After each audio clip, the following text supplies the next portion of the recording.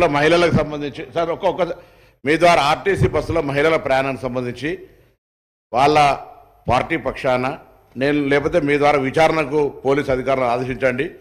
కొన్ని వీడియోలను ఆ బస్సులో దాదాపు 70 కోట్ల మంది మహిళలు ప్రయాణం చేశారు అధ్యక్ష. కొంత మహిళలు బస్సులు అటుగానే ఎల్లిపాయలు తీసుకొని పోతుర్రని లేకపోతే అటు బ్రష్ చేసుకొని పోతున్నారు, పని లేక ఊరికేనే అటుగానే తిరుగుతారనే వీడియోలు వాళ్ళ పార్టీ లేదా వాళ్ళకి సంబంధించిన సోషల్ మీడియా ద్వారా వస్తాయి. వాటి మీద నేను విచారణ చేయమంటున్నా. నాకు ఇప్పుడు హుజురాబాద్ నుంచి ఉస్నాబాద్ జమ్మిగుంట పోతుంటే బస్సులు అటుగానే ఎల్లిపాయలు తీసుకుంటారు పోతున్నాను వీడియోలో. నేను ఎవరు చేసినా వాళ్ళు చేయకపోతే ఊరికే దొంగలు అంటే మీరెందుకు భుజాలు జరుపుకుంటా ఉన్నారు? నేను రవాణా శాఖ మంత్రిగా మా ప్రభుత్వము డిసెంబర్ 9 నుంచి ప్రవేశపెట్టిన మహిళల ఉచిత బస్సుకు సంబంధించి మొదటి నుంచి కూడా కండ్ల మంట జరుగుతూ ఉంది. స్కీమ్ సక్సెస్ అయిందని ఆటోల కార్మికుల పేరు మీద ఒక మాట తీస్తూ ఉన్నారు. మీకు బస్సుల్లో మహిళలు ప్రయాణం చేయడం ఇష్టమా లేదా? వాళ్ళను అవమానపరిచినట్టుగా నేను ఇప్పుడు 70 కోట్ల మంది మహిళలు ప్రయాణం చేశారు. దాని మీద సోషల్ మీడియాలో మీరు వీడియోలో నేను మీకు అందరికీ సబ్మిట్ చేస్తా. సభాపతిగా నేను మిమ్మల్ని విజ్ఞప్తి చేస్తా ఉన్నా అధ్యక్ష.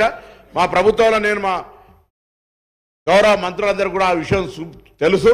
నేను అధికారులను కూడా ఈ వేదిక ద్వారా కోరుతా ఉన్నా, ఎవరెవరైతే మహిళలను అవమానపరిచే విధంగా సామూహికంగా బస్ ప్రయాణం చేసిన 70 కోట్ల మంది ఇది ఏం పనిలేక ఎల్లిపాయలు తీసుకోవడానికో బ్రష్ చేసుకోవడానికో వాటికి ఎడిపోతున్నా అంటే అట్లా ప్రయాణం చేస్తున్నా అనే విధంగా అవహేళన వీడియోల మీద చర్యలు తీసుకోవాలి.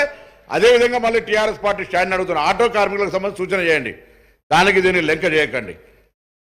మీరు మెట్రో తెచ్చినామని అప్పుడు మేమందరం మెట్రోలో 5 లక్షల మంది ప్రయాణికులు అయిపోయి దాని ఇంపాక్ట్ ఆటోల మీద లేదా? ఊబరు ఓలా అని వచ్చినాయి లేదా?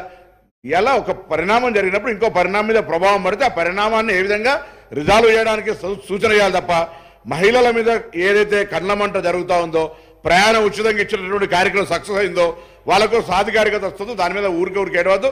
నేను దయచేసి మీ ద్వారా ఒకటే కోరుతా ఉన్నా, వాళ్ళ మీద వచ్చిన అవహేళన వీడియోలు ఎవరు సృష్టిస్తే వాళ్ళు నిజంగా ప్రయాణం చేసే వాళ్ళు అటువంటి వీడియోలు తీసి పెడితే పర్లే, కావలసుకొని అటువంటి షూటింగ్ చేయించి పెట్టిన వాళ్ళ మీద చర్య తీసుకునే విధంగా గౌరవ సభాపతికి ఆదేశించమని ఈ సందర్భంగా విజ్ఞప్తి చేస్తున్నాను.